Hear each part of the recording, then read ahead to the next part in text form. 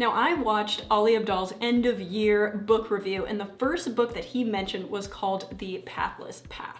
Now, what was interesting is the author actually sent me a copy of the book a few days before that video came out, and I would not shut up about it to my friends and family. So in this video, we're gonna go over the summary of the book. We're gonna talk a little bit about the similarities of his journey with mine, go over some actionable tips, and then finally, I'm going to give you a list of books that he kind of talks about, the authors, and so I feel like it'd be a good complementary mix to the book itself. Now, the book is essentially talking about how there are default paths in life and then pathless paths in life. The default path would be like getting a standard engineering degree and then going and working in the industry and retiring at 60. That is the path that I am currently on. Like, I am guilty, I'm sorry, I am on that path. The pathless path that he talks about is basically trying to put your career in the backseat and start thinking, hey, what is something that's more purposeful? What is gonna give me more freedom? And maybe that's doing consulting work or publishing a book or filming an online course. And that I'm also on that path as well. So I'm like, which path am I really on? I'm like on both paths right now.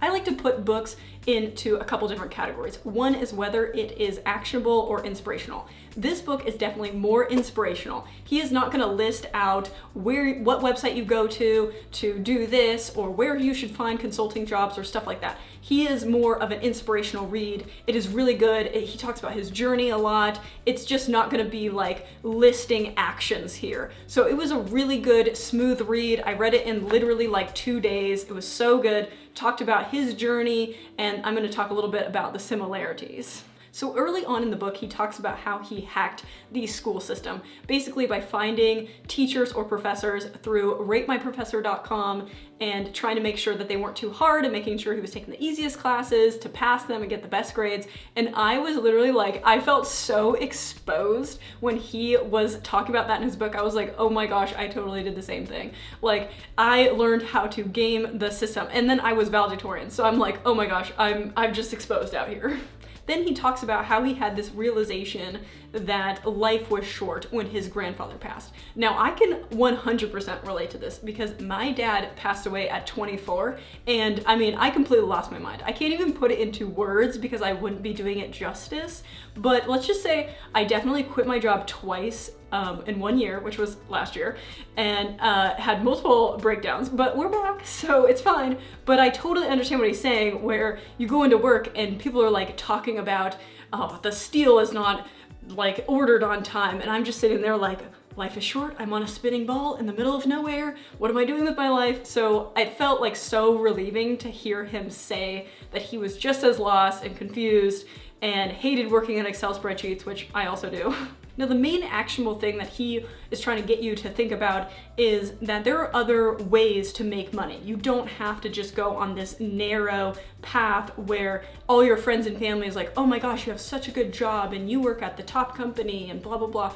There are other ways. You can do consulting, you can do other things. So the actionable tips that I would recommend, that he didn't necessarily say in the book, but I'm suggesting, is the first one is have a date. Have a date of when you think you could take the leap and take a year off, whether you work 7 years and you're like, you know what, I'm gonna quit, 2027 is my year, like I'm gonna make it work.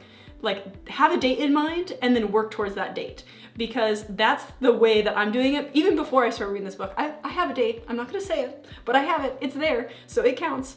And then the other one is to actually find a couple different ways to make revenue. So start thinking about what types of places you want to make revenue. So whether that's teaching online or posting YouTube videos or becoming an affiliate with a couple companies. So start thinking about how are you actually going to make money in order to make a living so you can like pay rent and stuff. And those two things combined, I feel like, are the actionable tips that I would recommend from reading this book. Now, throughout his book, he actually references a lot of other authors and people, so I wanted to give them justice and talk about the books that I recognized when he would say a name, and I was like, okay, I know who that is. I read their book, and I felt like as I was reading it, I'm like, are we book soulmates? Because I read the same books as you, so we're gonna go over them now. Now, he had one quote from Julia Cameron, who is the god of creativity, and it's one of my most recommended books to people. This book is amazing. I have have sent this book to more people than I can even count. I read it after my dad passed, so it has a special place in my heart and has brought life back into me, but beware, it will make you quit your job. I gave this to my friend Marshall, she quit her job. I read this book and then I quit my job. So just be very careful with the powerfulness of Julia Cameron. Now, he also mentioned Austin Kleon, or I don't know how to pronounce his name, but he writes these really cool, unique books that have lots of pictures in them. And this one's called Show Your Work. It was one of my favorite ones. This one forced me to make a YouTube channel and a website. So he is in the Hall of Fame of actually getting me to actually produce something in my life. The author also mentioned Gretchen Rubin, who wrote the book The Happiness Project. I read this back in college, so this was like at least 4 or 5 years ago, but it was really good. I highly recommend it. I don't have the copy in hand because I don't know where it went. So, but it was really good and I highly recommend it.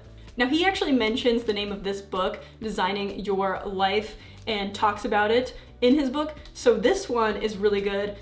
He also wrote, this author here wrote Designing Your Work Life as well as Designing Your Life. Now, I read this had to have been a couple months ago. I read this recently. It was really good, and I'm very curious on what Paul's Odyssey plans were. So if he wants to share them, feel free, because I'm going to do a video on mine, so I would like to see his.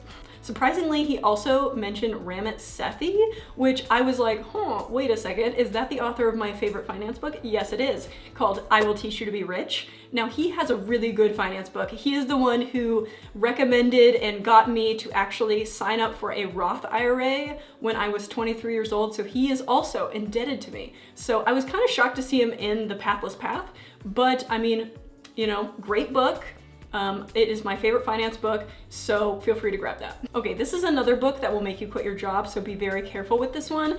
This one has powers. Okay, it's just like The Artist's Way. I got really depressed about my job after I read this because it was just like, I mean, your money or your life, you know, like it really is your money or your life. And I was like, oh my gosh, I'm totally sacrificing my life for money. And she got me. So I was like really confused and upset, but it's such a good read. Highly recommend picking it up. I don't like the text in it. I will say it's very, I don't know, like crunched together, but it was really good and I liked it. Okay, does this one even need an introduction? The 4-Hour Workweek. I feel like everyone loses their crap over this book. Now, I think it was really good, don't get me wrong, but is it in my top 5 list of all time books? No. This one's more actionable. So The Pathless Path, very inspirational, very good read, very smooth, laughed a lot. This one is more like, you better hire your virtual assistant now. Like, this one smacks you around. He smacks you around. Like, this is an intense book.